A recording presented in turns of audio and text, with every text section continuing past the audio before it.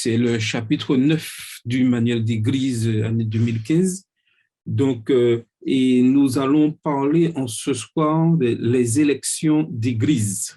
C'est un moment, c'est quelque chose vraiment de très capital au sein de l'Église adventiste du 7e jour, cette organisation des élections.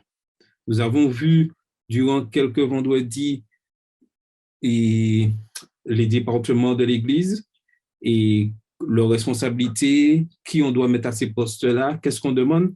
Et aujourd'hui, nous allons voir comment s'organisent ces élections pour pouvoir placer ces personnes à ces postes de responsabilité que nous avons découverts au cours de ces dernières semaines. La nomination de responsables d'église qui assument leur travail avec sérieux et compétence dans un esprit de prière est une tâche importante. Nous verrons en ce soir, ce chapitre indiquera la procédure à suivre pour ces élections, depuis l'élection de la commission préparatoire jusqu'au remplacement en cas de poste vacant entre les élections annuelles. Les responsables, et ça nous devons bien comprendre cela, sont élus tous les ans ou tous les 2 ans. 1 an, 2 ans. Cette année, et certaines églises, à cause de la pandémie, ont adopté et prolongé des responsabilités d'1 an parce qu'il était compliqué de faire l'élimination. Mais c'est toujours l'Église qui décide si on prolonge ou pas, mais c'est tous les ans ou tous les 2 ans, les personnes sont placées à un poste. Sous proposition d'une commission de nomination désignée à cet effet. Cette commission présente un rapport de ses travaux à l'Église qui vote sur les noms proposés. Cette manière de procéder permet à l'Église d'examiner soigneusement chaque nom avant de passer au vote et d'éviter des débats publics, comme c'est le cas lorsque les nominations se font directement par l'Assemblée. C'est pour cela qu'on a opté pour mettre une commission en place afin d'éviter des votes, des paroles et surtout que des choses déplacées soient dites et que éviter ces débats publics. La commission de nomination prendra en considération les besoins de l'Église et s'enquérera soigneusement de l'aptitude des membres à servir dans les différentes fonctions qui leur sont proposées. C'est pourquoi les responsables ne sont pas désignés de vive voix par l'Assemblée ni par un scrutin. Le nombre de membres composant la commission de nomination peut varier de 5 personnes dans une petite congrégation à un chiffre beaucoup plus important dans une autre église. Et là, c'est l'église qui devra décider sur proposition du comité d'église de nombre. Donc, le plus souvent, ça reste toujours un nombre impair. Et selon la grandeur de l'église, on peut monter à 15, 21, ça dépend s'il y a 400, 500, 600 membres. Ce nombre à déterminer est laissé à l'appréciation de chaque église et devrait être étudié par le comité d'église. Une proposition sera présentée à l'église en prenant pour cela un minimum de temps lors du culte du sabbat matin. Alors, nous voyons déjà que ce moment de nomination est placé un moment particulier au sein de la communauté. Il est précisé que c'est un sabbat matin et comme le programme est déjà assez lourd, donc il est important que tout soit bien organisé, bien structuré afin d'éviter de perdre du temps et cette proposition se fait le sabbat matin. La question qu'on se pose, quand et comment la commission de nomination est-elle désignée?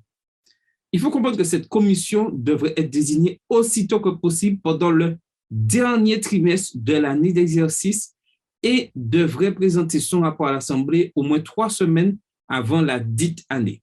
Vous remarquez bien ce que le manuel d'Église précise bien que c'est au cours du dernier trimestre de l'année d'exercice. Et certains ont voulu, par commodité, le faire plus tôt, mais le manuel d'Église précise bien que c'est le dernier trimestre de l'année que les nominations se passent et le rapport doit être présenté 3 semaines avant la fin de la dite année. Donc, en conclusion, on peut dire que les commissions se mettent en place la dernière année, c'est-à-dire à partir du 1er octobre, c'est-à-dire le dernier trimestre de l'année, et 3 semaines avant la fin, c'est-à-dire au plus tard, environ le 8 décembre, il faut que ce rapport soit présenté à l'Église, ce qui fait 2 mois bien pleins de travaux. Donc, c'est largement suffisant. Il incombe au pasteur de l'Église ou à l'ancien en son absence de présenter cette procédure à l'Église. L'Assemblée nommera alors une commission préparatoire qui aura pour tâche de proposer le nom de personnes susceptibles de constituer la commission de nomination. Cette commission préparatoire peut être désignée de deux manières. Deux manières sont proposées par le manuel d'église. Premièrement, par des nominations orales ou écrites. Vous voyez bien apparaître le mot des nominations orales ou écrites. Là, il y a la possibilité au membre d'église d'écrire sur un papier et propose tel nom et ce nom sera lu sous la chaire. C'est possible venant de l'Assemblée. Si l'on opte pour des propositions orales, chaque membre ne proposera qu'un seul nom. Toute autorité d'un individu ou d'un petit groupe sera inadmissible. Toute manœuvre de nature politique devrait également être absolument évitée. Le pasteur, le responsable du secteur, sera président de la commission préparatoire. S'il n'y a pas de pasteur ni de responsable de secteur, le comité d'église nommera un président parmi les membres de la commission préparatoire. La commission préparatoire devrait compter 5 à 7 membres de plus que le comité d'église. Ça, c'est quand le comité d'église est choisi pour faire cela. En plus. Deuxièmement, par un vote autorisant le comité, non, je dis la première assemblée. Deuxièmement, par un vote autorisant le comité auquel l'assemblée adjoindra 5 à 7 personnes à fonctionner en tant que commission préparatoire. Si cette méthode est adoptée, le président du comité d'église sera normalement aussi le président de la commission préparatoire. Mais je reviens sur cette partie-là où on nous dit que la commission préparatoire devrait compter 5 à 7 membres de plus que le comité d'église. Donc, ça veut dire que si le comité d'église a 20 personnes, la commission préparatoire devrait avoir entre 25 et 27 personnes. La procédure, il y a une procédure qui est mise en place et qui est à suivre et elle se déroule sur 6 points importants.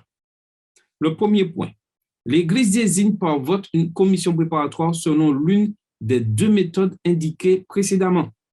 Comment bien? Vous voyez bien, précédemment. Deuxièmement, la commission préparatoire recommande à l'Assemblée le nom de personnes pour composer la commission de nomination et suggère le nom d'un secrétaire. On veillera à ce que la commission de nomination représente la congrégation de manière équitable, c'est-à-dire les jeunes, les plus jeunes, les adultes et le troisième âge, les personnes âgées. Il faut que dans cette commission, qu'on constate que chaque catégorie d'âge est représentée. Troisièmement, par vote, l'Église nomme la commission de nomination et en désigne le secrétaire. Le pasteur, le responsable de secteur, est désigné d'office membre de la commission de nomination et il en sera le président. Si le pasteur ou le responsable de secteur choisit de ne pas présider la commission ou si la fédération n'a pas nommé de pasteur ou de responsable de cette église, la commission préparatoire proposera à la congrégation une personne parmi les membres proposés par la commission de nomination comme président de la dite commission. Cinquièmement, la commission de nomination se réunit pour préparer la liste des candidats dont les noms seront proposés à l'Assemblée. Sixièmement, l'Église procède au vote par lequel ces différents officiants seront nommés pour l'année à venir. Voilà comme ça se déroulent les élections au sein des églises de chaque localité, des églises adventistes du 7e jour. On ne choisira que des membres en situation régulière, doués de jugement, ayant à cœur la bonne marche et la prospérité de l'Église. Voici les recommandations qui sont données pour être membre de cette commission. Après son élection, la commission sera convoquée par son président le plus rapidement possible. Dans un esprit de prière fervente, elle préparera une liste de noms de membres en situation régulière, inscrits dans les registres de l'Église, où la nomination a lieu, afin d'y remplir les différentes fonctions. Ces noms seront proposés au vote de l'Église lors d'un service de sabbat matin ou d'une assemblée administrative convoquée spécialement pour la circonstance. Donc, vous voyez là, dans cet aspect, lorsqu'on les rapporte, on n'est pas obligé de le faire le sabbat matin. Une assemblée administrative peut être convoquée pour la circonstance, mais en général, c'est le samedi matin que ça se déroule. Pour faire son choix, la commission peut se renseigner auprès de personnes bien informées. Le pasteur et les pasteurs assistants ne sont pas nommés par la commission de nomination, mais par le comité de la fédération. Donc, ce ne sont pas les commissions de nomination qui nomment des pasteurs ni des pasteurs assistants. La liste des responsables à pouvoir par la commission de nomination veillera variera en fonction de l'importance de l'Église. Une grande Église aura besoin plus d'officiants qu'une petite.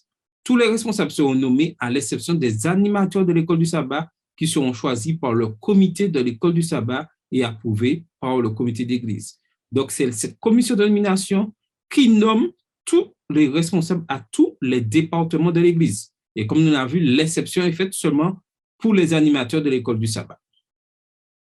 Après avoir choisi pour tous les postes à pouvoir de fidèles membres de l'église locale, toute exception à cette règle doit obtenir l'accord de la fédération. La commission les informera du poste pour lequel ils sont proposés en vue d'obtenir leur consentement.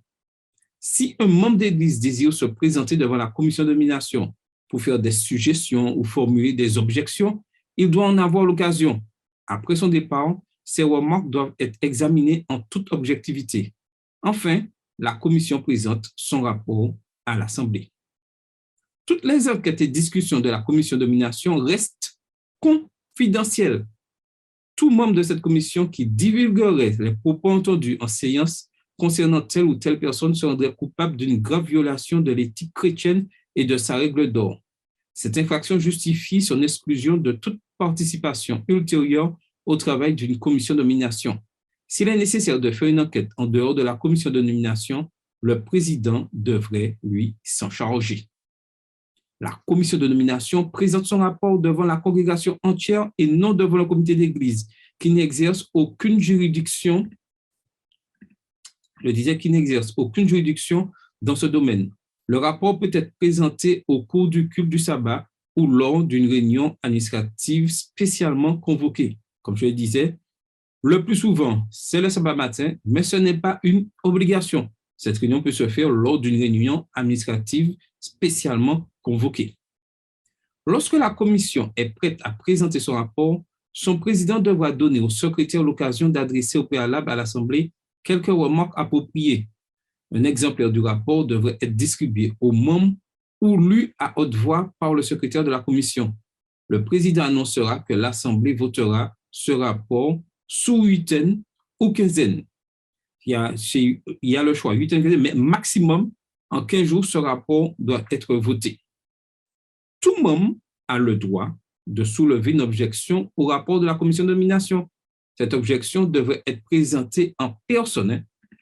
On n'envoie pas en personne devant la commission de nomination pour qu'elle examine avant la deuxième lecture du rapport, et ce, sur rendez-vous pris auprès du président de la commission ou du pasteur.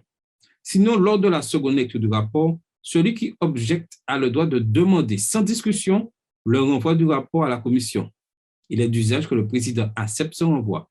Cependant, si cette requête devient une proposition, elle ne donne pas lieu à un débat et est décidée par vote à la majorité simple.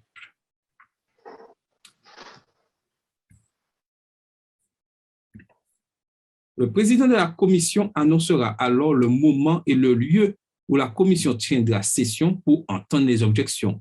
C'est alors que le membre qui a présenté l'objection ou tout autre membre qui souhaite en présenter sera entendu par la commission. Si les élections sont retardées suite à l'objection d'un membre, il serait malséant de sa part de ne pas se présenter devant la commission. Après avoir soigneusement considéré les objections présentées, le comité exercera son jugement pour déterminer s'il est nécessaire de modifier ses recommandations à la réunion administrative. Lorsque la commission présente à nouveau son rapport, l'Église, à ce moment-là, est appelée à voter. Aucune objection futile ou sans fondement ne devrait être émise. Mais s'il existe de sérieuses raisons pour modifier le rapport de la commission, ces raisons doivent être données. Si un poste devient vacant pendant l'année pour cause de décès, de déménagement, de démission ou toute autre raison, le comité d'église nomme un successeur pour la période restante et soumet cette nomination au vote de l'église. Ça veut dire que la commission, lorsqu'elle a fini son rapport, elle est dissoute, et en cas de poste vacant ou de remplacement, c'est le comité d'église qui se substitue, entre guillemets, à cette commission de nomination pour pouvoir proposer des noms à l'église. Mais une chose importante, c'est toujours l'église, les membres d'église de chaque communauté qui ont le dernier mot. Et nous voyons qu'il y a une organisation bien spécifique, et il est important aussi, nous voyons qu'il est important de laisser le Saint-Esprit travailler en chacun afin que ce travail, ce moment important de la communauté, c'est-à-dire les élections, puisse être un moment vraiment de bénédiction pour nos communautés.